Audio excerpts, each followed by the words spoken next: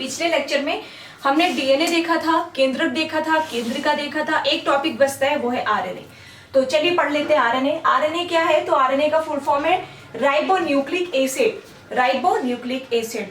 जब हम डीएनए पढ़ते हैं उसके बाद आरएनए पढ़ते हैं तो हमें ऐसा लगता है दोनों के फंक्शन लगभग सेम ही होंगे, लेकिन ऐसा कुछ भी नहीं है। आरएनए अपने स्थान पर अलग है, डीएनए अपने स्थान पर अलग है। नाम में जरूर एनए का यहाँ पर हमें समानता देखने को मिलती है। तो जो आरएनए है ये आखिर स्थित कहाँ पर होता है? आपने डीएनए देखा, डीएनए कहाँ पर स्थित होता है? केंद्रक में। उसी तरह से आरएनए कहाँ पर स्थित होता है? तो आरएनए जो है वो कोशिका द्रव्य में बिखरा हुआ होता है। आरएनए कोशिका द्रव्य में स्थित होता है। साथ ही आरएनए का कार्य क्या होता है? डीएनए का कार्य क्या देखा था? आनुवांशिक लक्षणों को एक पीढ़ी से दूसरी पीढ़ी तक पहुंचाना। वहीं आरएनए का कार्य है प्रोटीन का संश्लेषण करना। शरीर में प्रोटीन के निर्माण में भाग लेता है आरएनए। प्रोटीन का संश्लेषण करना, राइट? ये हो गया इसका फंक्शन या कार्य। उसके बाद अगर डीएनए की बात की जाए तो डीएनए क्या था? डीएनए एक आनुवांशिक पदार्थ था जो कि आनुवांशिक लक्षणों को पीढ़ी दर पीढ़ी पहुंचाने का कार्य करता था। लेकिन जो आरएनए होता है यह एक गैर आनुवांशिक पदार्थ होता है। हमारे शरीर में आनुवांशिक पदार्थ की तरह यह कार्य नहीं करता, ये याद रखिएगा। तो आरएनए क्या है? आरएनए एक गैर आनुवांशिक पदार्थ है। लेकिन ह्यूमन बॉडी में तो ये गैर आनुवांशिक पदार्थ ही है, लेकिन कुछ वायरस ऐसे होते हैं जहां पर ये आनुवांशिक पदार्थ के समान कार्य करता है। जैसे tobacco mosaic virus. Tobacco mosaic virus में ये आरएनए जो है ये आनुवांशिक पदार्थ की तरह कार्य करता है। ये इसका एक अपवाद है, एक्सेप्शन है, याद रखिएगा। आनुवांशिक पदार्थ की तरह कार्य करता है। अब अगर आरएनए के हम भाग की बात करें तो आरएनए होते हैं 3 प्रकार के। तो समझ गए आप आरएनए का कार्य क्या होता है मुख्यतः? तो मुख्य रूप से प्रोटीन के निर्माण में सहायता करता है आरएनए। अब आरएनए के प्रकार।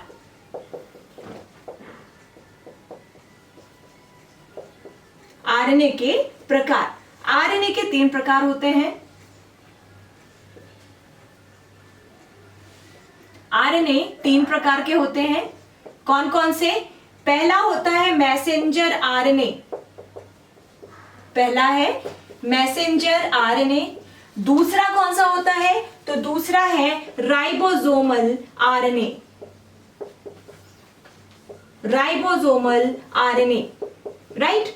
मैसेंजर आरएनए, राइबोसोमल आरएनए और तीसरा इसका भाग है ट्रांसफर आरएनए।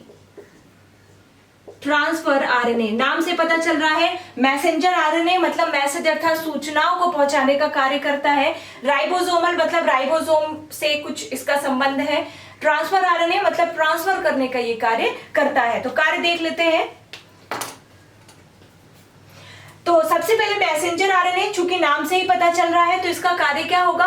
तो इसका कार्य है, जो मैसेंजर आरएनए है इसका कार्य होता है कि जो भी सूचनाएं होती है अर्थात डीएनए पे जो अंकित सूचनाएं होती है उन सूचनाओं को प्रोटीन निर्माण स्थल तक लेकर आता है। प्रोटीन का निर्माण जहां पर भी होता है तो इसका कार्य क्या होता है?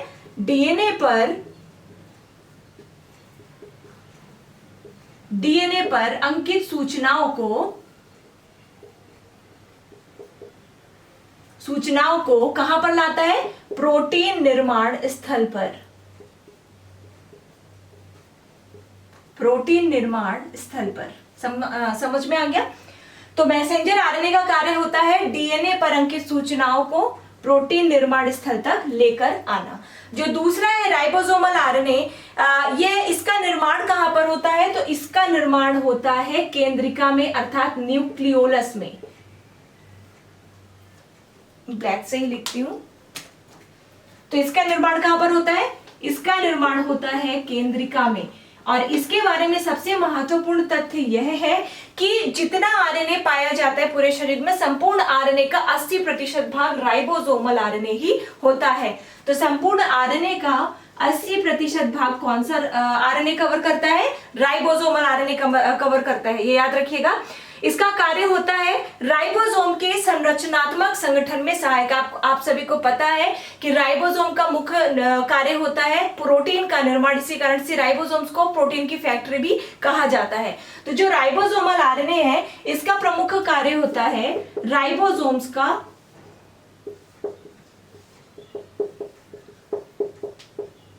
राइबोसोम्स का संगठनात्मक या इस राइबोसोम की संरचना का संगठन, राइबोसोम की संरचना का संगठन होता है प्रमुख कार्य किसका? राइबोसोमल आरएनए का। समझ में आ गया? अब आता है ट्रांसफर आरएनए। तो ट्रांसफर आरएनए का मुख्य कार्य है, या ट्रांसफर आरएनए ट्रांसफर करेगा ये पदार्थों का, और इसके बारे में जो एक प्रमुख बात है वो ये है कि यह सभी आरएनए में सबसे छोटा है। जिस प्रकार से राइबोसोमल आरएनए सभी आरएनए का 80% भाग कवर करता है, उसी तरह से ट्रांसफर आरएनए सभी आरएनए में सबसे छोटा है। तो यह सबसे छोटा आरएनए है। इसके अलावा इसका काम क्या होता है? तो इसका काम होता है अमीनो अम्लों को प्रोटीन संश्लेषण स्थल पर लाना। अगर आप सभी को पता हो तो जो प्रोटीन है उसके निर्माण में अमीनो अम्लों का बहुत बड़ा योगदान होता है। तो इसी कारण से अमीनो अम्लों को ले जाकर के ट्रांसफर कहां करता है? ये प्रोटीन निर्माण स्थल, अर्थात स्पेशली कहा जाए तो राइबोसोम्स में। तो कार्य क्या है ट्रांसफर आरएनए का?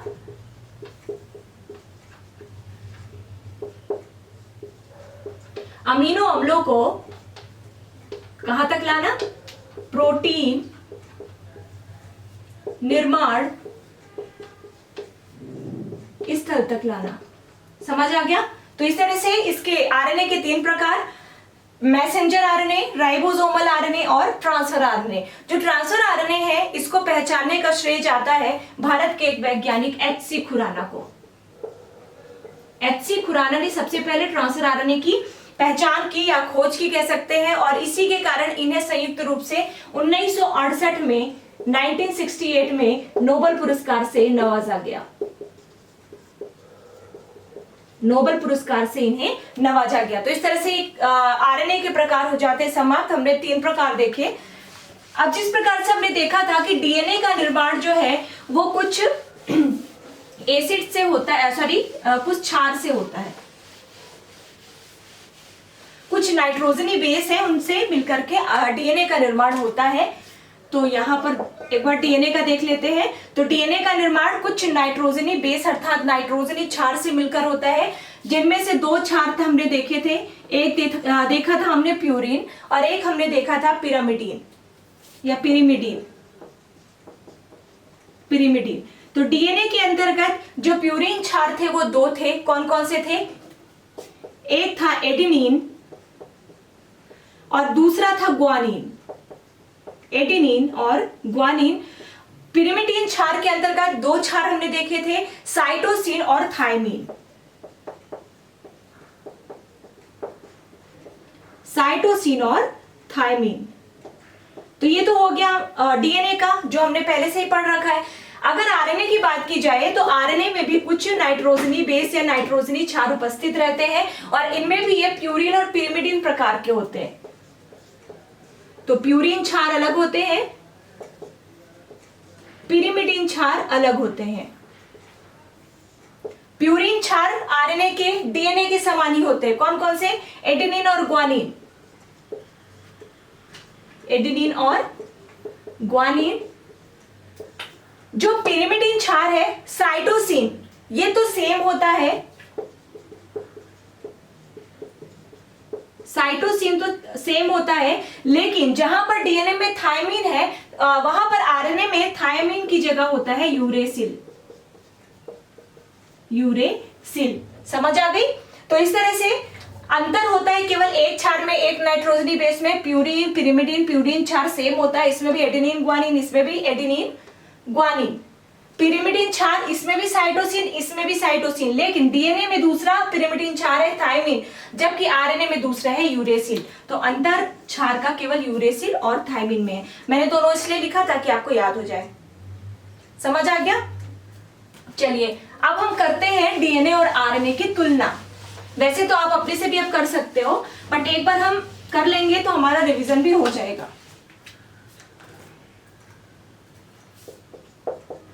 एक साइड लिखते हैं डीएनए और एक साइड लिखते हैं आरएनए।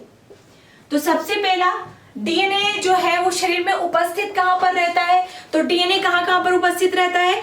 केंद्रक में, माइटोकॉन्ड्रिया में और क्लोरोप्लास्ट में। तो ये कहां कहां पे उपस्थित होता है? केंद्रक में, माइटोकॉन्ड्रिया में और साथ ही क्लोरोप्लास्ट में। क्लोरोप्लास्ट में। अगर आरएनए की बात की जाए तो आरएनए उपस्थित कहां पर होता है? कोशिका द्रव्य और केंद्रक द्रव्य में। आरएनए उपस्थित होता है कोशिका द्रव्य में, द्रव्य में ये बिखरा हुआ होता है, तो कोशिका द्रव्य एवं केंद्रक द्रव्य में यह उपस्थित होता है।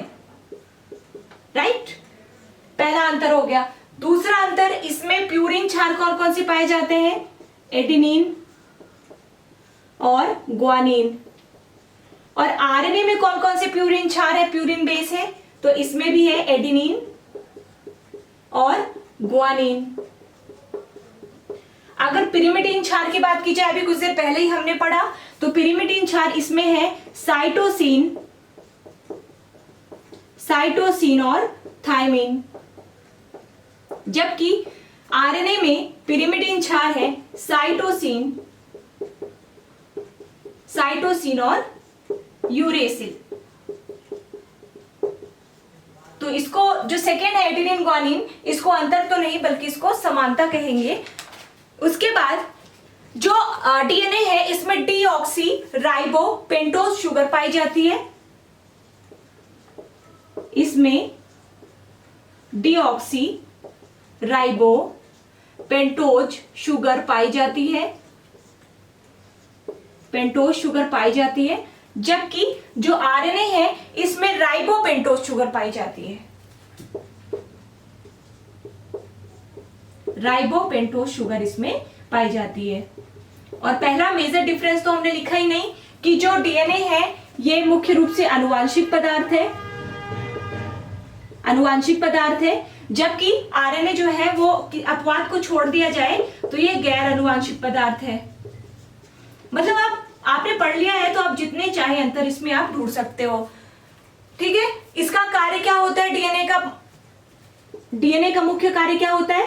सूचनाओं या कह सकते हैं आनुवांशिक सूचनाओं का हस्तांतरण। आनुवांशिक सूचनाओं का आदान प्रदान या हस्तांतरण लिख लेंगे आगे। जबकि आरएनए का मुख्य कार्य क्या होता है? तो आरएनए का मुख्य कार्य है प्रोटीन का संश्लेषण करना,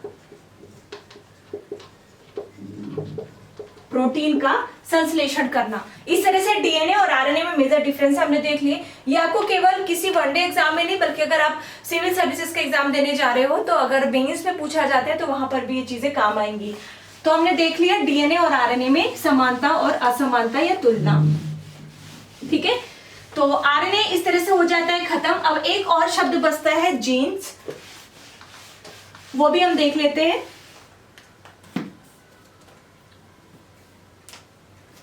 जीन, जीन क्या होते हैं? तो डीएनए में भी हालांकि हमें पढ़ लेना चाहिए था लेकिन हमने वहां पर नहीं पढ़ा। तो जो जीन्स है वो डीएनए का ही एक भाग होता है जो कि एक विशिष्ट कार्य संपादित करता है। डीएनए का क्या कार्य होता है? आनुवांशिक सूचनाओं का आदान प्रदान, उसी तरह से हस्तांतरण, उसी तरह से जीन्स का भी यही कार्य होता है। यह आनुवांशिकता की इकाई मानी जाती है। तो आप लिख सकते हैं कि जो जीन्स है ये डीएनए का एक भाग होता है जो कि विशिष्ट कार्य का संपादन करता है और ये आनुवांशिकता की इकाई होती है। साथ ही जो यूकेरियोटिक जीव होते हैं, जो यूकेरियोटिक जीव होते हैं उनमें जो जीन्स होते हैं वो केवल डीएनए के बने होते हैं। जो यूकेरियोटिक जीव होते हैं उनमें जो जीन्स होते हैं वो केवल किसके बने होते हैं? डीएनए के बने होते हैं। जबकि अगर कुछ या फिर कह सकते हैं अगर जो वायरस है, जो वायरस होते हैं तो वायरस के जो जीन्स होते हैं वो डीएनए और आरएनए दोनों से बनते हैं। तो यूकैरियोटिक जैसे कि अपन है ना, ह्यूमंस है, तो यूकैरियोटिक जीवों में जो जीन्स है वो डीएनए के बने होते हैं, जबकि वायरस में जीन्स आरएनए और डीएनए दोनों के बने होते हैं। ऐसा माना जाता है कि मानव शरीर में लगभग 30,000 जीन्स पाए जाते हैं और जीन्स का जो अपना कार्य होता है वो एंजाइम्स के द्वारा संपन्न किया जाता है ना। कुछ एंजाइम्स पाए जाते हैं जो जीन्स का कार्य संपादित करते हैं, ये भी पूछा जा सकता है। एंजाइम्स के द्वारा जीन्स का कार्य संपादित होता है। इस तरह से आरएनए कंप्लीट कर लिया, तुलना कर ली हमने, जीन्स पढ़ लिया। अगले लेक्चर में हम कोशिका का विभाजन कंप्लीट करेंगे। Thank you so much and good luck.